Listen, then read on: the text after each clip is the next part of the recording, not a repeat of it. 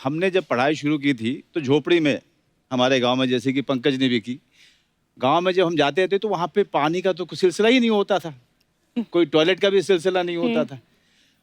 तो विश्वास भाई, मैं आपको बताऊं कि हमने उस तरह से साफ किया है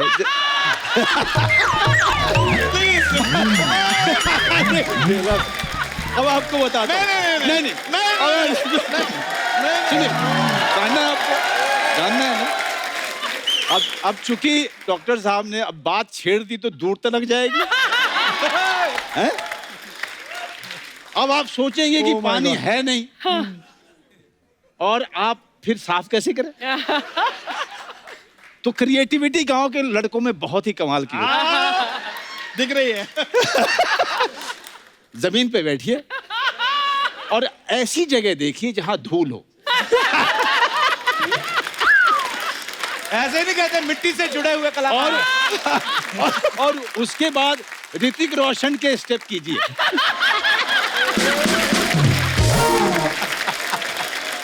पर ये जो आपने किस्सा सुनाया ना, बचपन याद आएगा। पंकज भाई, कुछ आया याद आपको बचपन? नहीं, मैं एक चीज इसमें और ऐड कर दूंगा। देसी का सर ने इंट्रोडक्शन दिया, देसी क्या होता है। तो देसी जो है ना, देसी घी भी होता है। वो इतना दुर्लभ है कि उसके नाम पर शहरों में नकली घी मिलता है, लेकिन लिखा होता है देसी घी।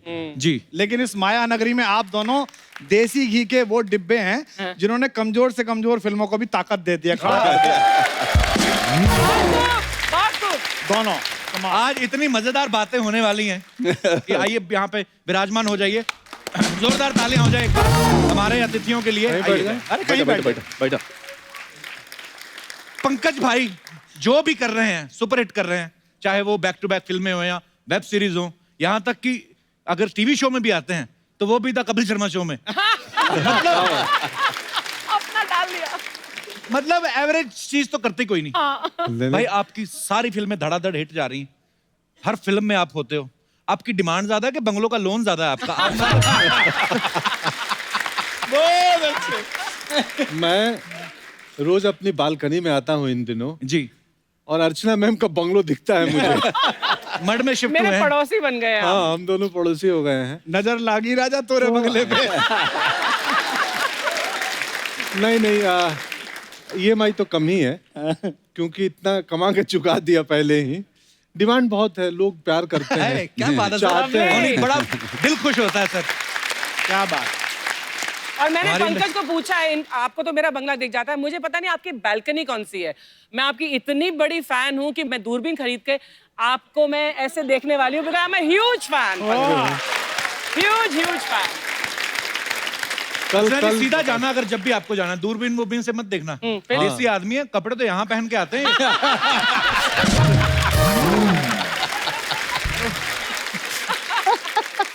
भाई आप फिल्मों में जब किरदार करते हो बड़े मजेदार होते हैं और इतने भोले दिखते हो आप सच्ची में भोले हो भाई के गुन्ने हो आप? मैं सच में भोला ही हूँ। मतलब मैं जब आप दोनों बात शुरुआत में कर रहे थे तो विंग्स में बैठे मैं डर रहा था कि मैं जाके बोलूंगा कि मेरी धड़कन 72 नहीं 84 की थी। क्योंकि हमें आदत नहीं है। आप कितने कमाल की बातें करते हैं, हमें लगता है क्या बोले। आप ये जो बोलते हैं यही बड़ा प्यारा लगता है सर। इसी का ही तो मजा आ रहा है। बहुत अच्छा। मनोज सर और पंकज भाई बिहार से हैं, आप यूपी से हैं। कुमार भाई, अर्चना जी भी यूपी से हैं। अच्छा, कोई दौर होता था यहाँ पे पंजाब का बोलबाला होता था। आज बिहार यूपी जिसको चाह दिया ना, हाँ, वो केंद्र में सरकार बन जाती है।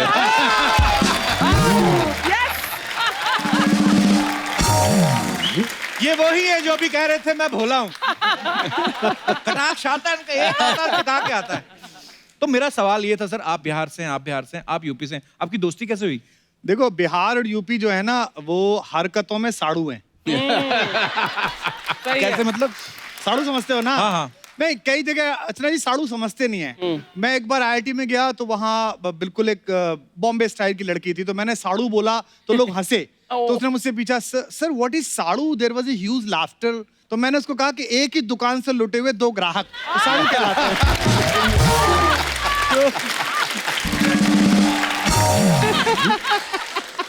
पर नहीं, हम लोग साड़ू हैं। पर देखो वैसे सच बात यह है कि मनोज भाई से मेरी दोस्ती हुई पोइट्री की वजह से। अच्छा जी। दिनकर जितना इनको याद है, और अभी मैं एक बात कन्फेस करना चाहता हूँ आज कि LGBT राइट्स पर मेरे विचार एक टिपिकल हिंदुस्तानी जैसे थे, यानी कि मैं स्वीकृत होना चाहता था, मैं सहमत होना चाहता था, लेकिन मेरी पुरानी मान्यताएं, कस्बे गांव में हुई बातें, मजाक, वो सब आगे आती थी। लेकिन आज मनोज भाई मैं ये कन्फेस कर रहा हूँ कपिल के शो में कि जब आपकी अलीगढ़ मैंने पहली बार देखी, वाह। उस दिन से मैंने रेस्पेक्ट करना शुरू किया कि हर आदमी का अपना राइट है। और इनसे दोस्ती हुई मसान के दौरान। हमारी इनकी एक कॉमन दोस्त हैं, उन्होंने हमको कहा कि आप फिल्म देखने के लिए आइए, तो मैं फिल्म देखने के लिए गया था और ये सोच के गया था कि कोने की सीट से बैठ के निकल जाऊंगा। अच्छा जी। तो प्रोड्यूसर साहब ने कहा कि आप बैठिए, पास बैठिए, बट वो फिल्म शुरू हुई और मैं यूं बैठा रह गया और पीछे गया ही नहीं। बड़ी और कमाल उसमें की जब जब ये आए, वो अष्टभुजा देवी से बातचीत करी, वाह। वो इतना कमाल था, मुझे लगा ये आदमी तो अपना है, ये आदमी तो अपने घर के आसपास का है, तो दोस्ती हो गई। मैं अब हम चूंकि इन्होंने हमारी बहुत तारीफ कर दी है और किताब का भी इमोशन इनका है, तो मुझे और पंकज को ये मौका मिलना चाहिए कि हम कुछ दो बातें इनके बारे में करें। जी जी प्लीज सर। क्योंकि ये जब आए हैं तो मौका हमारे लिए थोड़ा सा मुश्किल है, हमें बीच बीच में ना रास्ता देखना पड़ता है। सही है। अरे यहाँ बहुत चलो। देखिए भैया, ऐसा है ना कि एक आदमी जो पहले कवि हो, हाँ। फिर वो नेता बन जाए, समझ रहे हैं? डेडली तो कॉम्बिनेशन। कितना खतरनाक संयोग है। ये तुम तारीफ कर रहे हो कि निंदा कर रहे हो? ये वो आदमी जो कह रहा था मुझे बोलना नहीं आता है। लेकिन कुमार के बारे में एक बात मैं बताऊं कि जब हम लोग 30 के आसपास हो रहे थे, उस समय में हमारी पूरी की पूरी कोशिश ये थी कि हमारी अंग्रेजी अच्छी हो जाए। अच्छा जी। मैं अंग्रेजी को भाषा नहीं मानता, खास करके इस हिंदुस्तान में, क्योंकि जी। इसको भाषा के तौर पे कभी लिया ही नहीं गया। इसको एक स्किल के तौर पे लिया गया कि अगर ये आपको नहीं आता है तो आपको मौका नहीं मिलेगा। तो उस दौरान में एक युवा कवि आता है और पूरी की पूरी जो साहित्य है उसको पलट के रख देता है, उसको जनमानस तक लेके जाता है। वाह। और वो है कुमार विश्वास। क्या बात है। और ये काम अपने समय में दिनकर साहब ने किया था, जब उन्होंने जो क्लिष्ट हिंदी थी उसको उन्होंने बोलने चालने की भाषा में परिवर्तित किया और उसमें बड़ी बड़ी बातें की और गांव-गांव तक कविता को पहुंचाया था। और वही काम श्री हरिवंश राय बच्चन जी ने भी किया क्या था। बात है, वाह। 2 लोगों ने किया था। हमारे समय में जब कपिल शर्मा अपने एक शो से बहुत बड़ा स्टार बनता है, मेरे लिए वो फक्र की बात नहीं है। मेरे लिए फक्र की बात यह है कि एक आदमी आता है और इतने बड़े मन से अपनी भाषा पे गर्व करता हुआ यहाँ खड़ा होता है और अंग्रेजी वाले लोग भी यहाँ आना चाहते हैं। क्या बात है। Thank you. Really really. Pankaj Tripathi जैसा आदमी जब गांव से निकलता है, मेरे गांव के पास के ही हैं, और उसी तरीके की संस्कृति से, उसी तरह के परिवार से मैं भी आता हूँ जिस तरह के परिवार से ये आते हैं।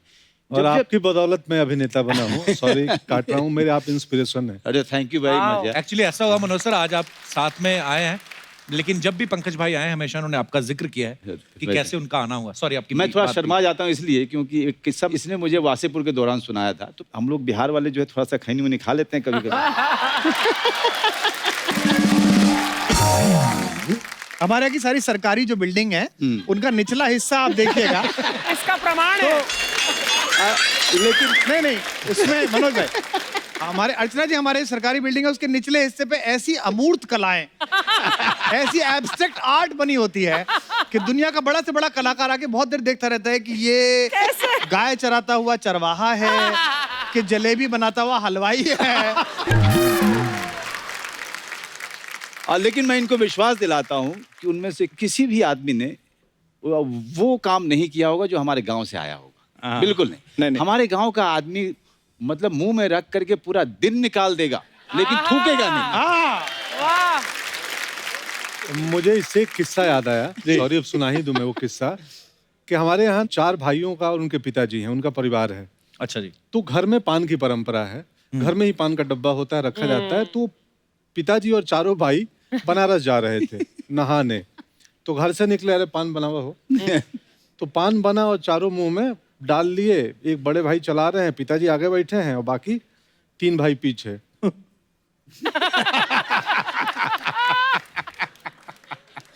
4 घंटे निकल रहा है, कोई किसी को बोल नहीं रहा है, तो चाय पीने के लिए कहीं रुक जाओ। तो ऐसे करके आधे घंटे बाद इशारों में गाड़ी एक ढाबे पे रुकी, फिर ढाबे के पीछे गए और सब धरती के लाल हुए। खैर, लेकिन मनोज तुम्हारा वो वाक्य पूरा नहीं हुआ। तो एक बार मुझे इन्होंने वासेपुर में बताया था, सर्दी की सुबह थी, हम लोग बैठे हुए थे अपने अपने कॉस्ट्यूम में, तो इन्होंने कहा कि भैया आपको याद है आपका चप्पल गुम हो गया था। मैंने कब? तो मौर्या में आप ठहरे हुए थे, आपका चप्पल गुम हुआ था ना। हाँ हाँ यार, मेरा चप्पल गुम हो गया था, वहाँ से मुझे मिला ही नहीं चप्पल, तो वो मैं लेके चला गया था। Really? So sweet यार। नहीं देखिए क्या होता है, मैं इस घटना में सब करेक्ट है, मैं अपना वर्जन सुनाता हूँ। हुआ यूं कि अचानक मैं किचन में था, किचन सुपरवाइजर था उस वक्त, तो कॉल आया कि अरे मनोज जी आए हैं, और मैं थिएटर करता था तो रसोई वालों को पता था कि अरे मनोज बाजपेयी आए हैं। बोले हैं? हम तो मतलब ऐसे थे विस्मृत। तो मैं बोला यार उनके रूम से कोई भी ऑर्डर आए ना, रूम सर्विस को बोला तो मुझे बताना सीधे कि क्या चाहिए। तो खबर आई कि एक सूप चाहिए और सेब एप्पल चाहिए। तो मैं बढ़िया 50 किलो एप्पल में से आपके लिए 4 चुनवाए थे। कि थोड़ा भी उसमें कहीं दाग धब्बा कुछ नहीं हुआ। अमूमन होटल में अच्छे होते हैं, बट उसमें भी मैं बेस्ट ऑप्शन निकलवा के और बढ़िया से उसका रैप वैप करा के और रूम में भेजा, और बोला कि उनको जो वेटर गया कि उनको बोलना एक लड़का है मिलना चाहता है थिएटर का, 2 मिनट में मिल लूँ। कट्टू मैं गया, भैया से मिला कि प्रणाम, मैं भी थिएटर करता हूँ, पैर वैर छुआ, और ज्ञान भैया बैठे थे, ज्ञानदेव भैया भी। मैं निकल आया। अगले दिन सुबह में ये चेकआउट करके एयरपोर्ट गए, चले गए। तो आम तरह पे बड़े होटलों में आपका कोई छोटा मोटा चीज छूट गया तो हाउसकीपिंग डिपार्टमेंट में वो इत्तला की जाती है। तो इनका एक हवाई चप्पल स्लीपर छूट चुका था। तो हाउसकीपिंग वाले ने बोला अरे तुम्हारे मनोज बाजपेयी गए हैं, चप्पल छोड़ दिए यहीं पे। मैं बोला भाई उसको जमा मत करो, मुझे दे दो। क्यों? क्योंकि एक लव्य की तरह अगर मैं इनके खड़ाऊ में अपना पैर डाल लूंगा। हाय हाय हाय हाय।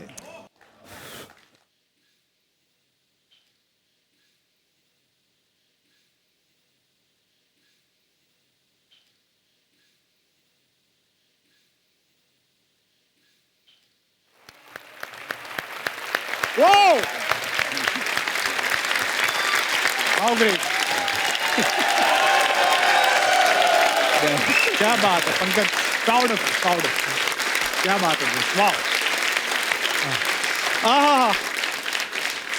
That is such a sweet story and there's so much emotion in it. मेरे लिए इन सब लोगों की सफलता और इन सब लोगों की बातें, मुझे नहीं लगता है कि कोई भी अवार्ड इससे बड़ा होगा कभी। क्या बात, कभी। मैं ये जो यहाँ हुआ है यहाँ होता नहीं है, कपिल शर्मा शो में ये नहीं होता है, लेकिन मुझे मुनव्वर राना साहब का एक शेर याद आ रहा है जी प्लीज। कि खुद से चलकर नहीं ये तर्ज सुखन आया है। वाह।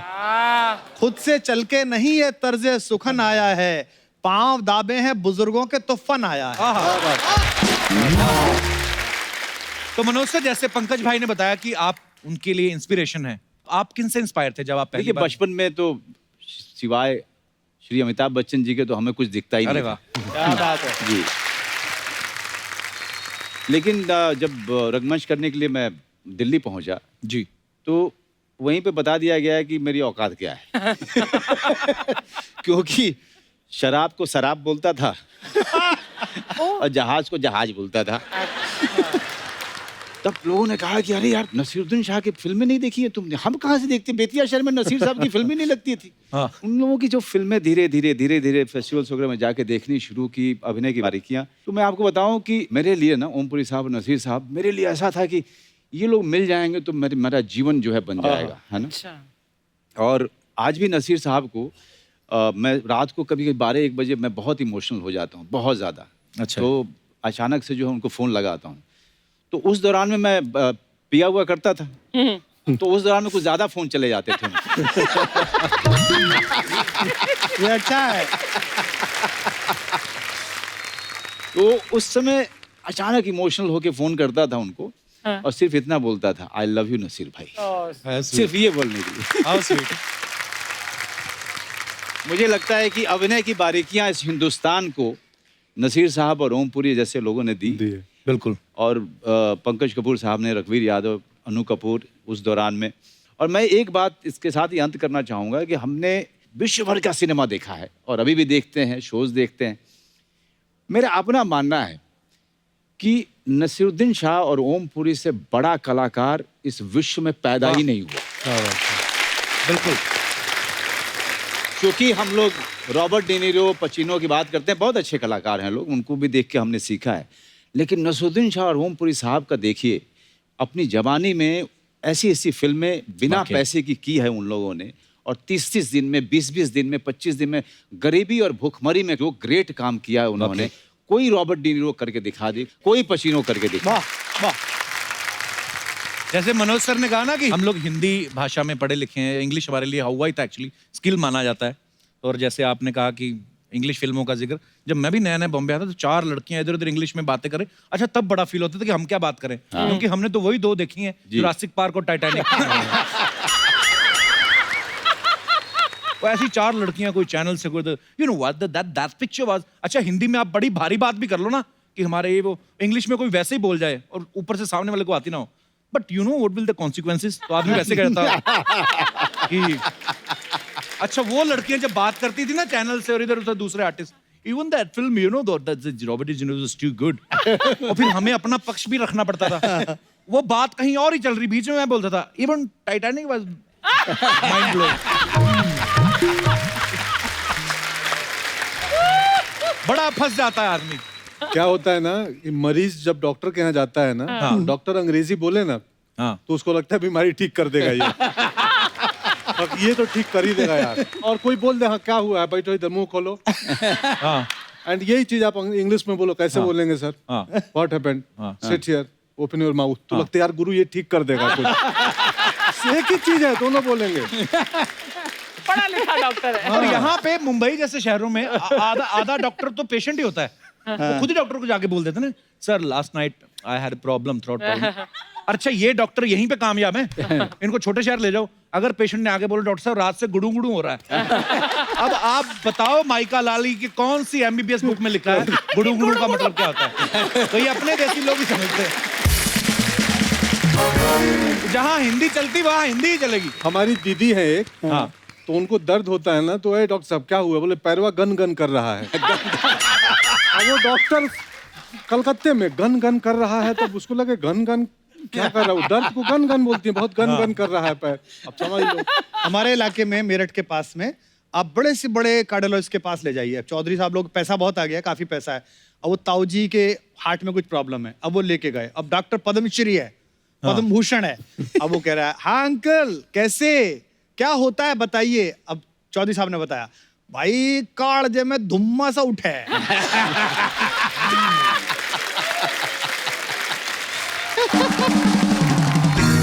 मेरा एक कजिन जो है चक्रपाणी, वो हमारे पड़ोस में ही इसका क्लिनिक है, तो मैं अक्सर उसके पास जाता हूँ, बड़ा जॉली।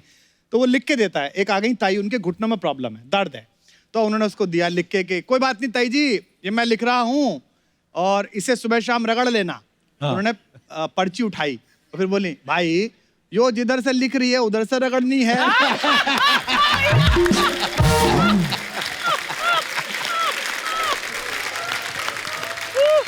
हमारे इलाके में जो डॉक्टर बहुत गुस्सा करे उसकी प्रैक्टिस सबसे ज्यादा चलती है। अच्छा जी। और क्योंकि पेशेंट जो है डरा हुआ रहता है, उसको लगता है ये बहुत बढ़िया है, इसीलिए इसको गुस्सा बहुत आता है, डांट देता है डॉक्टर, है ना। तो जैसे कोई बहुत दर्द हो रहा है, चुप। हाँ। बैठो। और वो चुपचाप बैठ।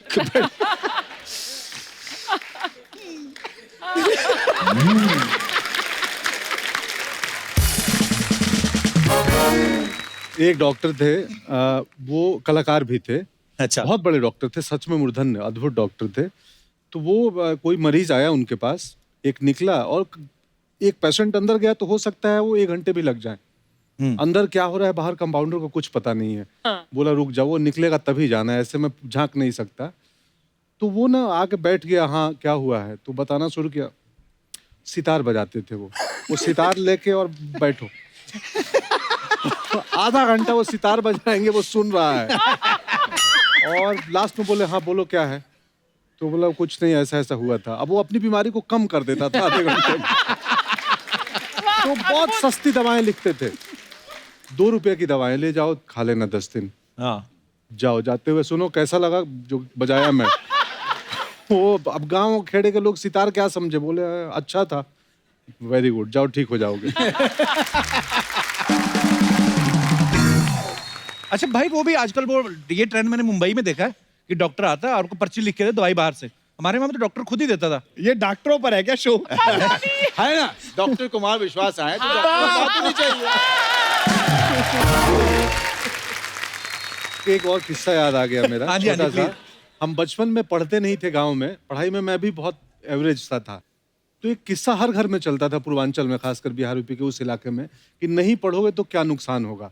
एक बुढ़िया औरत गई, पढ़ी लिखी नहीं थी, डॉक्टर के यहाँ दवाई लेने। डॉक्टर ने 2 बोतलें दी उसको। हाँ। और भोजपुरी में बोलते हैं लगाने को लगाएम। हाँ, लगाएं। अरे दादी ये इसको लगाएम और इसको पिलाएम, मतलब पीना और इसको लगाना। तो बोली हम तो पढ़ल लिखल नहीं थे डॉक्टर साहब। तो बोले बाएं हाथ में पकड़ी, ये क्या है, लगाएम, और दाहिने हाथ में पियाएम। अब घर तक तुम याद करते जाओ, लगाएम पियाएम लगाएम पियाएम। अब वो बुढ़िया अनपढ़ थी, घर के लिए निकली, लगाएम पियाएम लगाएम पियाएम लगाएम पियाएम, रास्ते में मिस हो गया। ये लगाएम ये पियाएम, तो जो लगाना था उसको पी गई और जो पीना था उसको लगा दी। तो इसलिए पढ़ना जरूरी है कि डॉक्टर।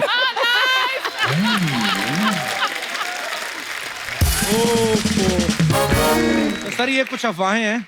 कुमार साहब आपसे शुरुआत करते हैं। आपके बारे में ये अफवाह है कि जब नए नए आपने शुरुआत की थी, जब तक ज्यादा लोग आपको पहचानते नहीं थे, आप ट्रक वालों से लिफ्ट लेके ट्रेवल किया करते थे। ये सही बात है सर? ये सच है। अच्छा जी।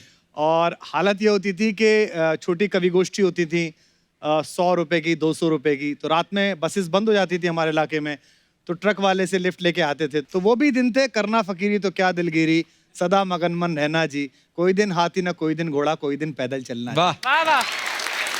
आनंद के साथ। मनोज सर आपके बारे में अफवाह है कि जो स्टूडेंट के लिए बस पास मिलता है, हाँ हाँ, आप वो पास लेने के चक्कर में आपने दिल्ली के कॉलेज में एमए में एडमिशन ले लिया। एमए में एडमिशन लिया था मैंने। अच्छा जी। क्योंकि 12 रुपए का पास होता था वो, और मैंने एमए में एडमिशन लिया था पाली लैंग्वेज में। तो जब जब मुझे हाजिरी लगाने जानी पड़ती थी तो मेरा तो मतलब समझो कि मेरा दिवाला निकल जाता था, क्योंकि अच्छा जी। कुछ भी समझ में नहीं आता था कि वो प्रोफेसर क्या आके पढ़ा रहे हैं, क्या कर रहे हैं। क्योंकि मेरी नज़र सिर्फ वो बस पास पे हुआ करती थी कि 12.5 रुपए का वो बस पास मुझे हर महीने मिल जाए करेगा, और उसके लिए मैंने एमए एडमिशन लिया था। लेकिन बाद में वो भी त्याग दिया। मैंने कहा यार वो क्लास में जाना जो है वो बर्दाश्त भारी नहीं हो पड़ रहा रहा है। वो थिएटर इससे अच्छा है कि मैं 2-4-5 दिन रिहर्सल के लिए चला जाऊंगा, वो ज़्यादा अच्छा, ज़्यादा मज़ा आता है मुझे उसमें। तो उसके लिए था। क्या बात है। पंकज भाई आपके बारे में अफवाह है कि आपकी जो वाइफ है वो दिल्ली में आपके साथ बॉयज हॉस्टल में मूछें लगा के रहती थी। हाँ? ये सही बात है? बात सही है, बट मुझे नहीं लगाती थी। अच्छा।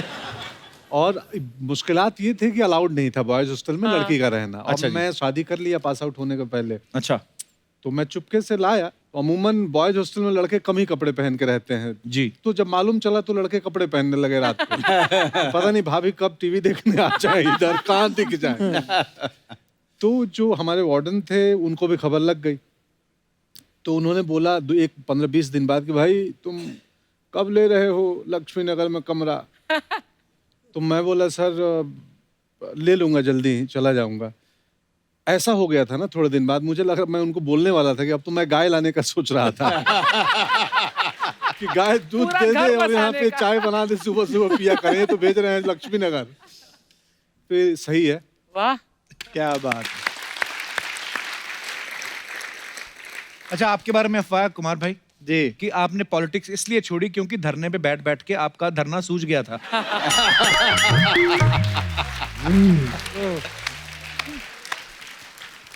मतलब ये अफवाहें लोगों की हैं। नहीं नहीं, ये तो देखो पॉलिटिक्स तो मैंने नहीं छोड़ी है। और पॉलिटिक्स में मैं 2 अलग अलग शब्द हैं। एक है वांछित, आदमी का मन होता है जी। और एक होता है जरूरत नहीं है। मुझे लगता है कि इस वक्त शायद उतनी ज्यादा जरूरत नहीं है जी। और हमको खुद को देश के लिए तैयार रखना चाहिए। जिधर जो अच्छा हो वो बोलना चाहिए, जो बुरा हो उसके खिलाफ भी बोलना चाहिए। लेकिन हाँ, ये धरने वाली बात जो है थोड़ी थोड़ी है कि मुझे उससे डर तो लगता ही है, इतनी देर बैठना पड़ता है। वो बड़ी लाठियां खाई। पंकज भाई, ये अफवाह है कि कॉलेज के दिनों में आप 7 दिन जेल की हवा भी खा चुके हैं? हाँ हाँ, हाँ? ये क्यों मतलब? मैं वही छात्र राजनीति में इनकी तरह मैं भी था। ओह, मुझे बड़ी पिटाई लगी थी। अच्छा जी। बट पुलिस वालों को ना एक बात पता नहीं, आप कितना उनको मारने का तरीका मालूम होता है। वो हाँ। ऐसे मारते हैं कि फ्रैक्चर ना हो। हाँ तबलों पे मारते हैं ज्यादा। हाँ, ओह माय तो अब गॉड। देखिए क्या हाँ। पॉलिटिक्स है, मतलब पर पंकज भाई, ये कहाँ से आइडिया आया था आपको पॉलिटिक्स में जाने का? अब करना चाहते थे पॉलिटिक्स आप? आप नौजवान होते हैं ना, तो आपके अंदर कहीं ना कहीं जाने की इच्छा होती है कि कहीं तो जाएं। तो हमारे अंदर राजनीति में जाने की आ गई थी। मनोज सर, आपके बारे में ये अफवाह है कि आपकी बिल्डिंग में जो सब्जी वाला आता है वो महंगी सब्जी देता है, इसलिए कभी कभी आप आज भी खुद खरीदते हुए घर जाते हैं। जी, शास्त्री नगर में एक सब्जी वाली है, तो झूठ नहीं है। मैं सुबह सुबह जो है मैं चला जाता हूँ 7:30-8 बजे। हर 3 दिन में आप मुझे वहाँ पे सब्जी खरीदते हुए पा सकते हैं। सब्जी खरीदना मुझे बहुत ही अच्छा लगता है, पता नहीं क्यों। कि उसका हो सकता है कि किसान परिवार होने के कारण, या फिर सब्जी वाली पसंद हो शायद।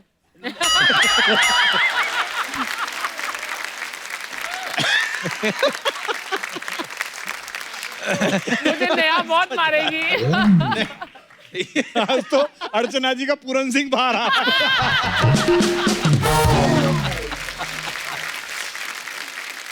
नहीं, सब्जी खरीदने का आनंद जो है ना, हाँ। वो सिर्फ सब्जी खरीदने में ही आती है। ऐसा आनंद है। मैं भी जाता हूँ, मुझे भी मजा आता है। अच्छा, हाँ, परवल सेम उसी सब्जी वाले के पास? नहीं।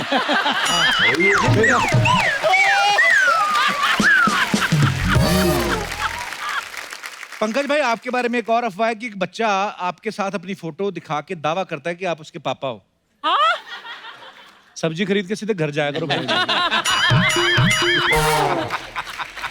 नहीं, ये घटना हुई थी वैसे दुकान में एक दफे। मतलब मुझे कोई दूसरा आदमी आया और वो लड़का था एक दूसरा, तो उसके साथ एक लेडी थी। वो बोली कि ये फोटो देखिए आप ही हैं। तो मैं था, मैं बोला मैं हूँ। बोला ये बच्चा कौन है? मैं बोला मुझे नहीं मालूम कौन है, एक्टर हैं, बहुत लोग तस्वीरें खिंचाते हैं। हाँ। बोला आप इसको नहीं पहचानते? मैं बोला नहीं, क्यों? बोला ये तो अपनी कोचिंग में बोलता है कि आप ये हमारे पापा हैं। मैं सदमे में आ गया, ये सीरियस मामला हो सकता था कि अरे यार। Really? अब मुझे लगा यार वो बच्चे की क्या मनस्थिति है, क्यों ऐसा बोलता होगा। हाँ। तो ये घटना सच में हुई थी, पटना के एक दुकान में हुई थी, और मैं शौक था कि अरे ऐसा फोटो कैसे। खिंचवा के भूल गए थे या?